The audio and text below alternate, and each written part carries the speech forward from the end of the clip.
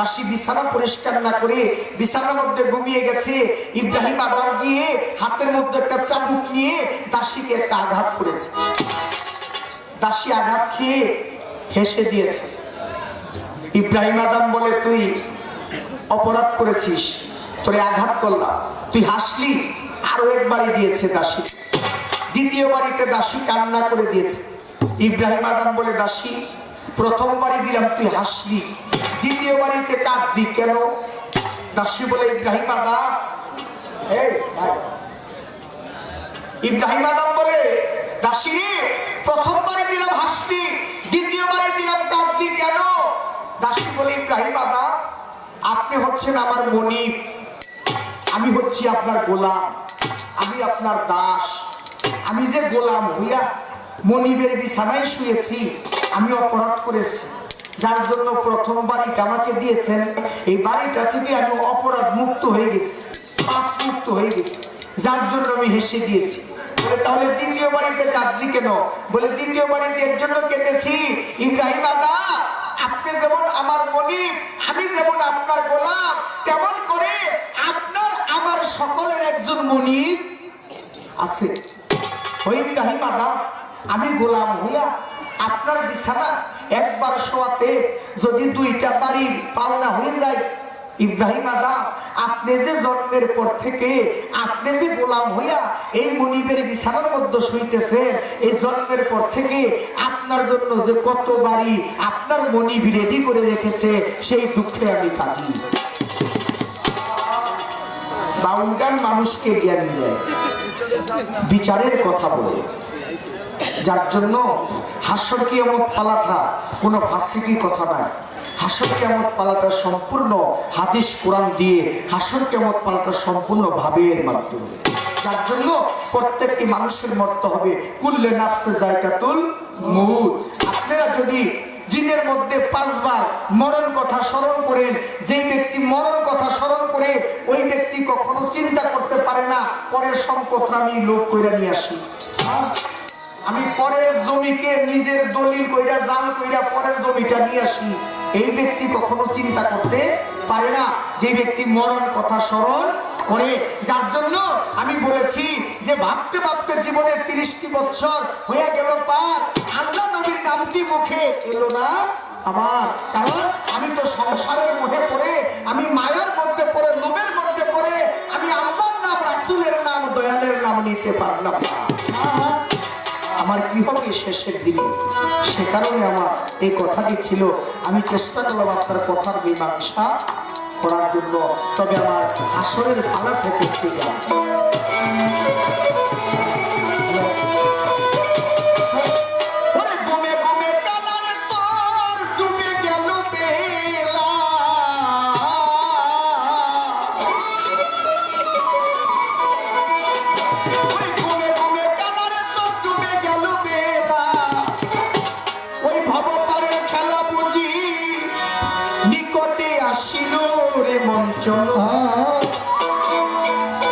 হাসরের বিচার বুঝি শুরু হইয়া গেল রে মন চলো, ও রে মন চলো।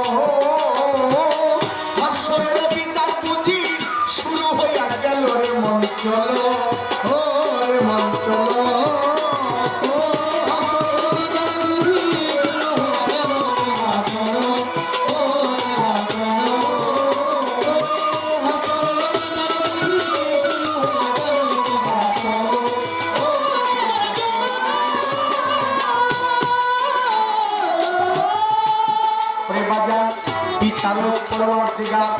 পাপীকে সে দিবে না ছাড়, জাহান্নামের আগুন সেদিন পাবে পুরস্কার।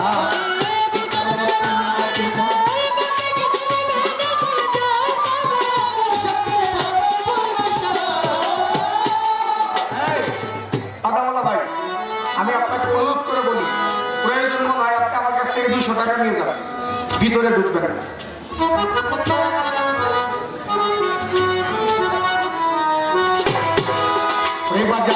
বিচারক পরবর্তীকার পাপীকে সে দিবে না ছাড়, জাহান্নামের আগুন সেদিন পাবে পুরস্কার। তুমি কি করিলা বলে এসে রঙিলা দোলনে বসে,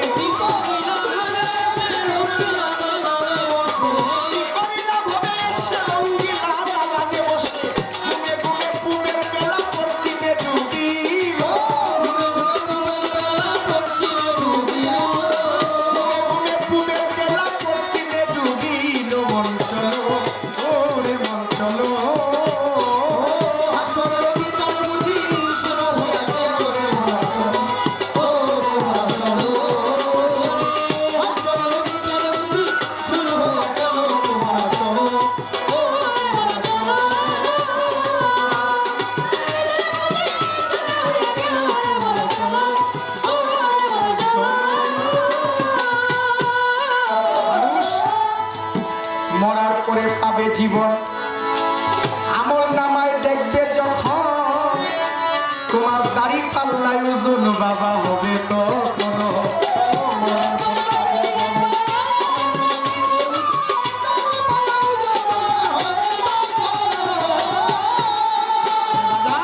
মরার পরে পাবে জীবন, আমল নামায় দেখবে যখন দাড়ি পাল্লায় ওজন তোমার হবে তখন। সেদিন হাতের সাক্ষী হাতে দিবে, পায়ের সাক্ষী পায়ে দিবে, হাতের সাক্ষী হাতে দিবে, পায়ের সাক্ষী পায়ে দিবে। কান্তি করেছ ক্ষতি সত্য কইরা বলো, সত্য কইরা বলো, কান্তি করেছ ক্ষতি সত্য কইরা বলো রে মন চলো, ও রে মন চলো।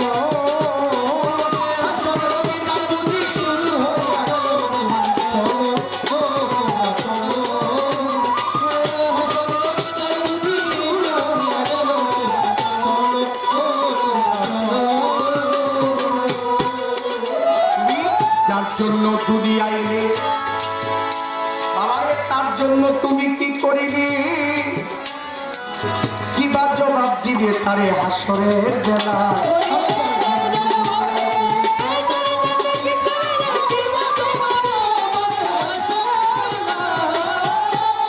প্রত্যেকটি মানুষ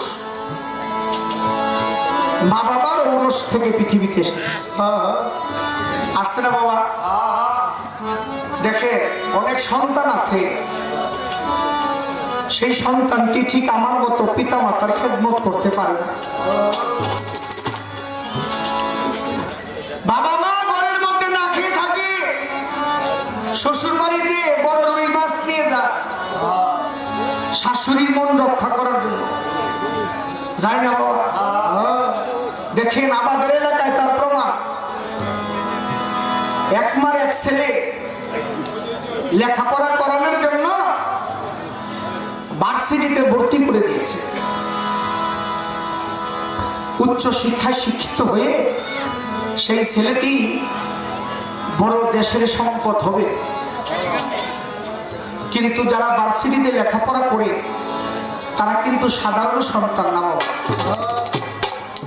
তাদের সম্পূর্ণ মেধা সম্পূর্ণ ব্যক্তি ভার্সিটিতে লেখাপড়া করে। বাবা শ্যামবাজার মাথার মধ্যে বোঝাবো কুলিগিরি করে, কুলি করে না, কুলিগিরি করে। আর মা মানুষের বাড়ি থাল বাসন মাজতে মাজতে হাতের মধ্যে গা করে ফেলেছে, বাবাই বোঝা বইতে বইতে মাথার মধ্যে গা করে ফেলেছে। মানুষে জিজ্ঞেস করে তোমরা এই পরিশ্রম কইরা টাকা দিয়ে কি করো? বাবা মা মনে গর্ভে বুক ভরে বলে এই টাকা দিয়া আমাদের সন্তানকে লেখাপড়া করায়। 6 মাস হয়ে গেছে, সন্তানের মুখ দেখে না। মায় বলে বাবার কাছে, স্বামী অনেক দিন হয় আমাদের সুজনকে দেখে না, আমাদের সুজন কেমন আছে তাও জানি না, জান্না গিয়া সুজনকে দেখে আস। বাবা কয় দিদি যাবো কি নিয়ে? খালি হাতে যাবো ছেলের জন্য? মাই চিরা দিয়া মুড়ি দিয়া আখি গুড় দিয়া মুয়া বানায় দেয়। বাবাই নিয়ে গেছে সন্তানকে দেখার জন্য। গিয়া জিজ্ঞেস করে আমার সুজনকে তোমরা দেখেছো? সুজনের বন্ধুরা বলে আপনি কি হন? বলে আমি সুজনের বাবা। বলে আপনার সুজন তো আর সুজন নাই। বলে কি করেছে? বলে আপনার সুজন বিয়ে করে বড় লোকের মেয়ের জামাই হয়ে গেছে। বাবা এটা আমি বিশ্বাস করি না, আমি বিশ্বাস করি না। কেন? আমি বুঝা বইতে বইতে মাথার মধ্যে গা করে ফেলেছি। আমার স্ত্রী মানুষের বাড়ির কাজ করতে করতে হাতের মধ্যে গা করে ফেলেছে। এই টাকা দিয়ে সুজনকে লেখাপড়া করায়, আর আমাদের ছেলে আমাদেরকে সারা বিয়ে করতে পারে না। বন্ধুরা বলে কাকা যদি আপনি বিশ্বাস না করেন তাহলে যেই বাড়িতে সুজন বিয়ে করেছে সেই বাড়িতে চলে। বাবা গেছে সুজনকে দেখার জন্য, গিয়ে দেখে বাড়িতে দারোয়ান। বাবাই জিজ্ঞেস করে ও ভাই দারোয়ান এই বাড়ি থেকে আমার সুজন থাকে? দারোয়ান বলে সুজন বলেন কেন? সুজন সাহেব বলতে পারেন না? সে তো এখন আমাদের সাহেবের মেয়ের জামাই। সে তো এখন আমাদের সাহেবের মেয়ের জামাই। সুজন বাড়ির মধ্যে নাই, গেছে তার স্ত্রীকে নিয়ে কেনাকাটা করার জন্য, শপিং করার জন্য, মার্কেট করার জন্য গেছে। বাবা বলে, ভাই সে তো আমার ছেলে, দারোয়ান বলে বিশ্বাস যায় না। আপনার গায়ে যে কাপড়, এই কাপড়ে মনে হয় না সুজন আপনার ছেলে। ওই ভাই বিশ্বাস করো, সুজন আমার ছেলে। তুমি বলো না আমার সুজন কেমন আছে? দারোয়ানের সাথে তর্ক করতে করতে দারোয়ান ধাক্কা দিয়া বৃদ্ধ বাবাকে মাটির মধ্যে ফেলে দিয়েছে। আর এই দিক দিয়ে সুজন পাজারো গাড়ি নিয়ে তার স্ত্রীকে নিয়ে ঠিক বাবাই যেখানে ধাক্কা খেয়ে পড়ে গেছে ওইখানে হাজির হয়ে গেছে। গাড়ি থেকে যখন সুজন নেমেছে, বাবাই দেখে বাবাকে যে দারোয়ান ধাক্কা দিছে, সে যে ব্যথা পেয়েছে ওই ব্যথার কথা মনে নাই, ওই ধাক্কার কথা মনে নাই। গিয়া সুজনকে জড়িয়ে ধরেছে, বাবা তুমি কেমন আছো? তোমাকে অনেক দিন ধরে দেখি না, তোমার মা তোমার জন্য পাগল হয়েছে, তোমাকে এক নজরে দেখার জন্য। তুমি কি বাবা বাড়িতে যাবে না তোমার দুঃখিনী মাকে দেখার জন্য? সুজন কিছু বলে না। সুজনের স্ত্রী বলে, স্বামী এই যে বৃদ্ধ লোকটা ময়লা কাপড় চোপড় নিয়ে আপনারে জড়িয়ে ধরলো, ইনি আপনার কি হয়? সুজন বলে, বিবি ইনি হচ্ছে আমাদের বাড়ির কাজের লোক, ইনি হচ্ছে আমাদের বাড়ির কাজের লোক। ছোটকালে আদর করতো তো, যার জন্য অনেক দিন ধরে দেখে না, যার জন্য ছোট এসেছে দেখার জন্য। ওরে বিবেকমান ব্যক্তি, বিবেকমান সন্তানের কাছে আমি মিরাজ দেওয়ার প্রশ্ন, যদি বাবা যদি বাড়ির কাজের লোক হয়ে থাকে, তাহলে বলেন তো এই সন্তানের বিচারটা হাসরের মাঠে কি হইতে পারে? বাবা যদি বাড়ির কাজের লোক হয়ে থাকে, হাসরের মাঠে ওই সন্তানের বিচারটা কি হইতে পারে? বাবা দুই চোখের পানি ছেড়ে দিয়ে চলে যায়, আর সুজনকে বলে, সুজন রে আমি চলে যাচ্ছি বাবা, তবে তুই যদি আমাকে কাজের লোক বলেছিস তাতে দুঃখ নাই রে বাবা। আমি তোকে কখনো অভিশাপ করি না, তুই যেখানেই থাকিস আল্লাহ যেন তোকে ভালো রাখে। যার জন্য দুনিয়ায় এলে বাজান, তার জন্য কি করিলে কি বা জবাব দিবে তারে হাসরের বেলা।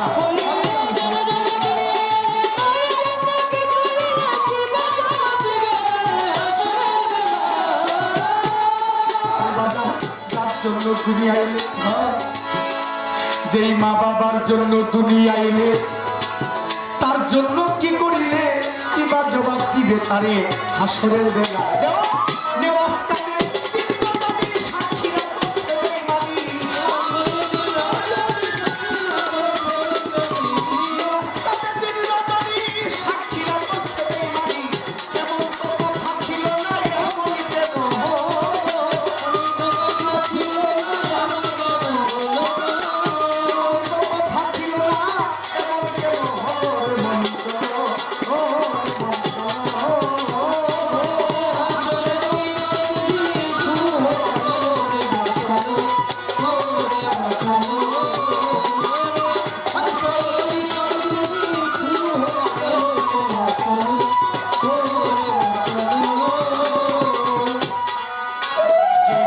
প্রশ্ন করে আসরে দাঁড়াইয়া ভুলি নাই কথা জবাব যাবে দিয়া প্রশ্ন করেছে খুব চমৎকার,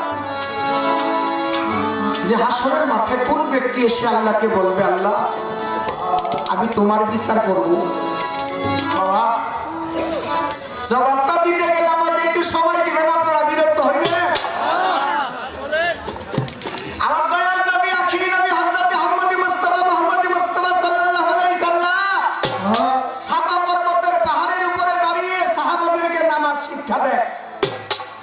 জিব্রাইল চলে আসছে হাতে একটা শিশি নিয়ে, একটা বোতল একটা শিশি। শিশিটা নিয়ে জিবরাইল এসে আমার দয়াল নবীকে বলে, নবী আল্লাহ আপনাকে পুরস্কার দিয়েছে, আল্লাহ আপনাকে পুরস্কার দিয়েছে। আমার দয়াল নবী শিশিটা হাতের মধ্যে নিয়ে দুই চোখের পানি ছেড়ে দিয়েছে। দয়াল নবী যখন চোখের পানি ছেড়ে দিয়েছে, সাহাবারা জিজ্ঞেস করে, ইয়া রাসূলুল্লাহ, আল্লাহ তো পুরস্কার দিয়েছে আপনাকে, পুরস্কারের জিনিস তো আনন্দের জিনিস, আপনি কাঁদলেন কেন? আমার দয়াল নবী বলে, আজকে তোমাদেরকে আমি কিছু বলতে পারবো না। আমার দয়াল নবী শিশিটা হাতের মধ্যে নিয়ে ঘরে চলে গেছে। দয়াল নবীর স্ত্রীদের মধ্যে উম্মে সালমা নামে এক স্ত্রী ছিল। উম্মে সালমার ঘরে গিয়ে আমার দয়াল নবী বলে, সালমা গো, ও সালমা তুমি আমাকে একটু ধরো, আমার আর ভালো লাগে না। সালমা বলে, হুজুর কি হয়েছে আপনার? আমার দয়াল নবী বলে, সালমা আল্লাহ আমাকে একটি পুরস্কার দিয়েছে, যে পুরস্কারের ভার আমি সইতে পারি না। সালমা বলে, হুজুর কি পুরস্কার দিয়েছে আল্লাহ, একবার বলেন তাই আমারে।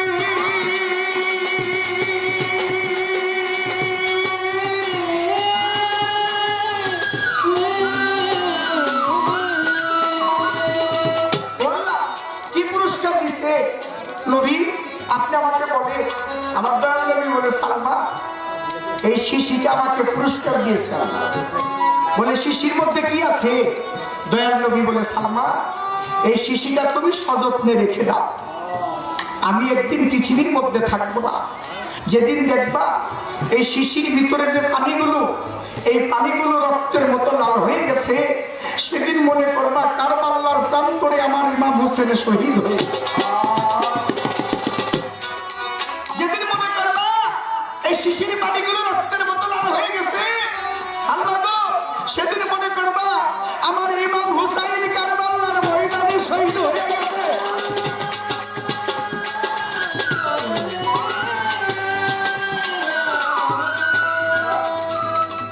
ইমাম হাসান হুসাইনের রক্ত শিশির মধ্যে। ইমাম হাসান জহরে পড়ে গেছে বিষ পান করে, ইমাম হুসাইন কারবালার ময়দানে শহীদ হয়েছে। বাবারে, ইমাম হাসান আলাইহিস সালাম যেদিন তাকে যায়দা তার স্ত্রী বিষ পান করা, প্রথমবার বিষ পান করাইছিল, ওই বিষ পান করানোর সাথে সাথে আমার দয়াল নবী রওজার মধ্যে গিয়ে ইমাম হোসেন বুকটা মিলাইয়া, ইমাম হুসাইন ইমাম হাসান দয়াল নবীর রওজার মধ্যে গিয়ে জড়িয়ে ধরে রওজার মধ্যে বলেছিল, না না আমাকে কি যেন খাওয়াইছে, আমি সইতে পারি না। সেদিন আল্লাহর হুকুমে দয়াল নবীর রওজার মধ্যে যখন তার বুকটা ঠেকাইছিল, সেই বিষ পানি হয়ে গেছে। দ্বিতীয়বারও জায়দা বিষ খাওয়াইছিল ইমাম হাসানকে। ময়মনা কুটনির কথা, বিষ পান করানোর পরে এই বিষার মানুষ বাঁচে না। সেদিন হাসান জানতে পারলো যে আমাকে যে বিষ পান করানো হয়েছে, আমি আর পৃথিবীতে থাকবো না। জায়গাকে বলে, জায়গা তুমি যে আমার বিষ পান করাইছো, জগতের কাউকে বলিও না। যদি তুমি আমাকে বিষ পান করাইছো জগতের কাউকে যদি বলো, তাহলে কোন জগতে কোন স্বামী তার স্ত্রীকে বিশ্বাস করবে না।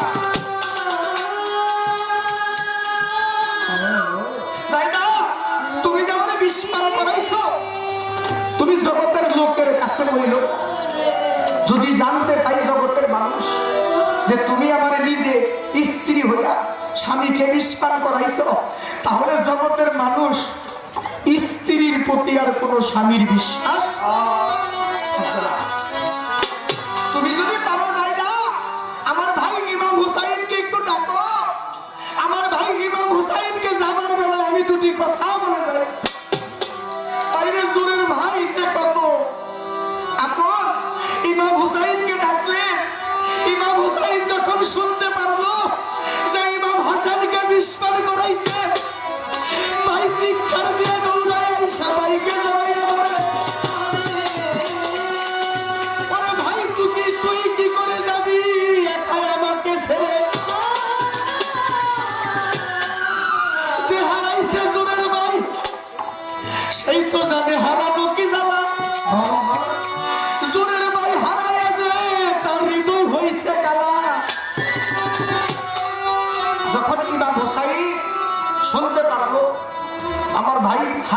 বিষ পান করাইছে। ইমাম হুসাইন চিৎকার দিয়ে চলে আসছে, আয়েশা ভাইকে জড়াইয়া ধরছে, ভাই কেমন লাগে তোমার কাছে? ইমাম হাসান বলে, ভাই আমার কাছে ভালো লাগে না, আমি আর হয়তো পৃথিবীতে থাকবো না। ওরে ভাই আমি তোমাকে একটা কথা বলে যাই। বলে কি কথা? হ্যাঁ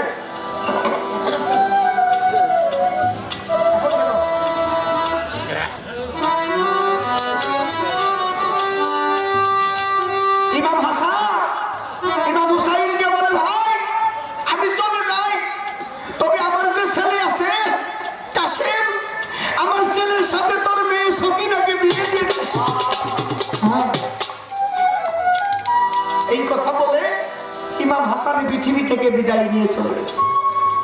যেদিন কারবালার ময়দানে ইমাম হোসেন শহীদ হবে, বাবারে এজিদ ষড়যন্ত্র করে ইমাম হুসাইনকে চিঠি দিল। ইমাম হুসাইনকে চিঠি দিয়েছে ষড়যন্ত্র করে। ইমাম হুসাইন যখন চলে যাবে কুফা নগরে, কারবালার প্রান্তরে যাবে, ইমাম হুসাইনের সঙ্গিনী হিসাবে কেউ ছিল না। ইমাম হুসাইনের একজন বোন ছিল, তার নাম ছিল বিবি জয়নাব। জয়নাবের এক নাম ছিল সানিয়ে জোহরা বলা হইতো তাকে। সানিয়ে জোহরা শব্দের আবেদনই করতে হচ্ছে, দ্বিতীয় ফাতেমা বলা হইতো বিবি জয়নাবকে।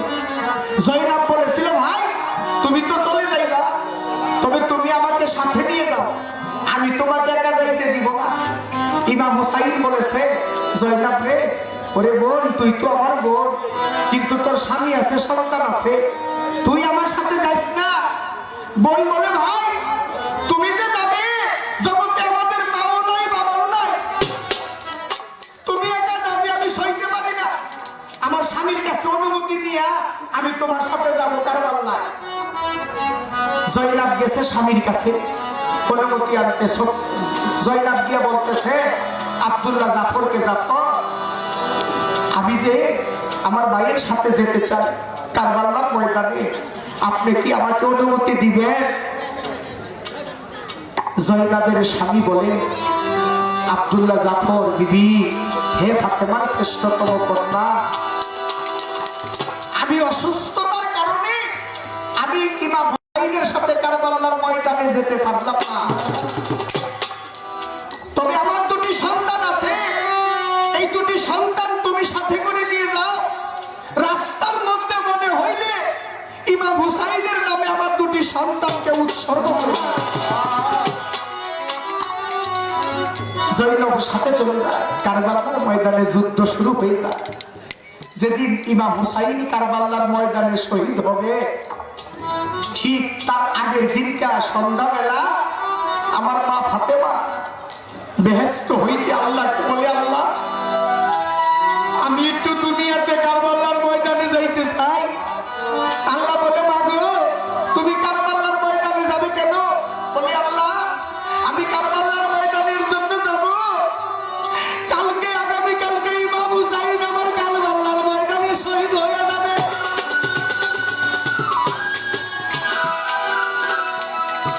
আগামীকালকে ইমাম হুসাইন আমার কারবালার ময়দানে শহীদ হবে।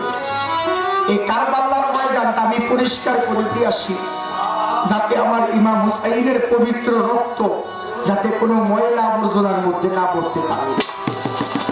কিতাবের মধ্যে প্রমাণ করেছে খাতুনে জান্নাত মা ফাতেমা বেহেশত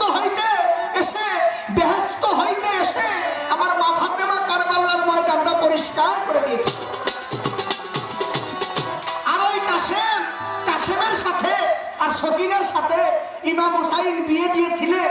আর ওই বাসর করে যখন কাসেম সকিনের সাথে যায়, আর যখন শুনতে পায় যে যুদ্ধ শুরু হয়ে গেছে, আর সেদিন কাসেম বলেছিল সকিনাকে, সকিনা গো আমি আর হয়তো তোমার সাথে মনে হয় দেখা করতে পারবো না, আমার যে চাচা, আমার চাচার সাথে যুদ্ধ শুরু হয়ে গেছে, আমি ঘরে থাকতে পারবো না গো সকিনা, আমি যুদ্ধে রওনা হয়ে গেলাম। সেদিন যুদ্ধ করতে গিয়ে কাসেম শহীদ হয়ে গেছে, কাসেম আর ঘরে ফিরে আসতে।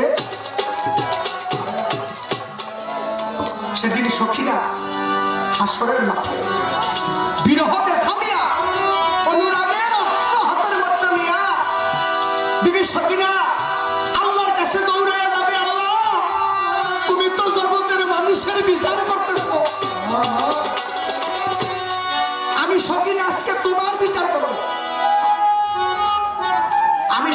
আজকে তোমার বিচার করব। বলে কেন?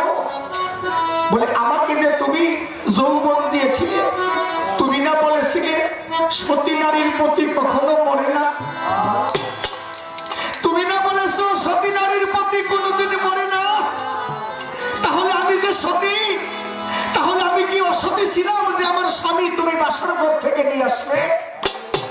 আমার যৌবন দিয়েছিলে, যৌবনকে তুমি কেন যৌবন দিয়েছিলে? কেনই আমার স্বামীকে বাসর ঘর থেকে তুমি আমার বুক থেকে কেড়ে নিয়ে আসলে? আমি আজকে তোমার বিচার করব। আল্লাহ সেদিন সখিনার কথার জবাব দিতে পারে না। আল্লাহ নিজেও কেঁদেছিলেন, কেঁদে বলেছিলেন সখিনা গো, তুমি জেনে রাখো আমি হয়তো তোমার এই প্রশ্নের উত্তর দিতে পারবো না, তবে আমি এইটা বলতে পারি আজ হাসরের মাঠে তোমার আর কাশেমের নতুন করে বিয়ে হবে। সেদিন হাসরের মাঠে কাশেম আর বিবি সখিনা আল্লাহ নিজে বিয়ে দিয়ে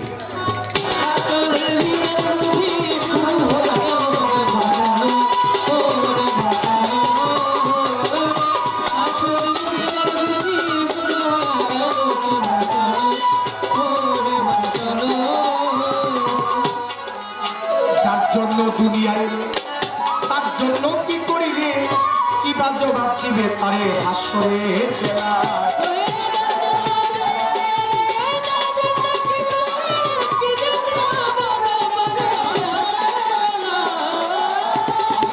যার জন্য দুনিয়ায় তার জন্য কি করিলে কি বা জবাব দিবে তারে হাসরের বেলা।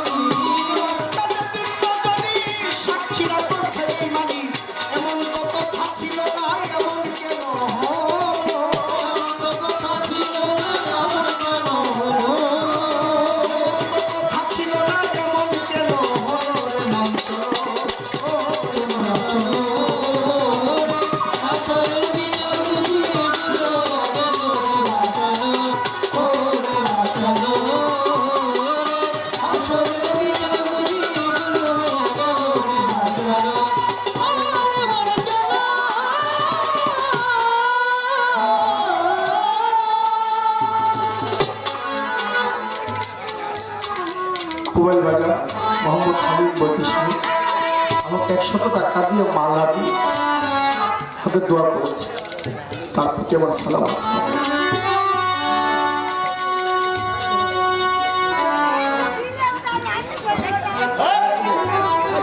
এয়ারপোর্ট চাকরি করেন আমাদের বাদল সিদ্দিক খান সাহেব আমাকে 500 টাকা দিয়ে আমার ভাই আমাকে দোয়া করেছে।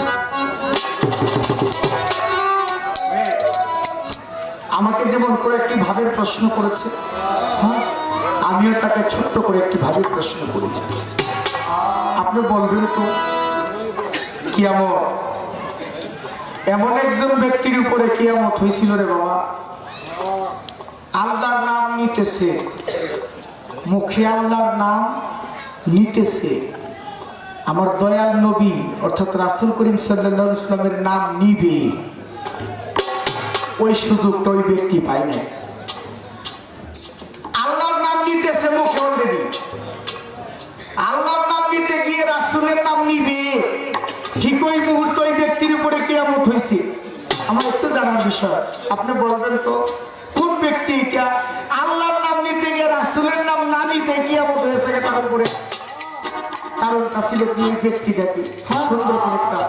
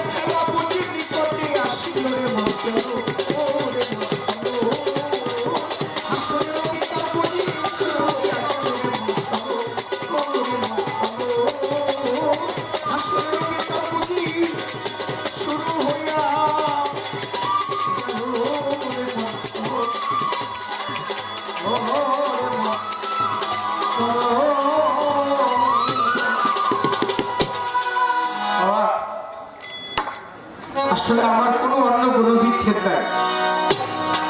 আমার বিচ্ছেদ হচ্ছে আমার মা আমার বাবা থেকে। আমার মা বোনেরা বসা, আমার মায়েদেরকে দেখে আমার মায়ের কথা মনে পড়ে গেছে। আমার বাবা ছোট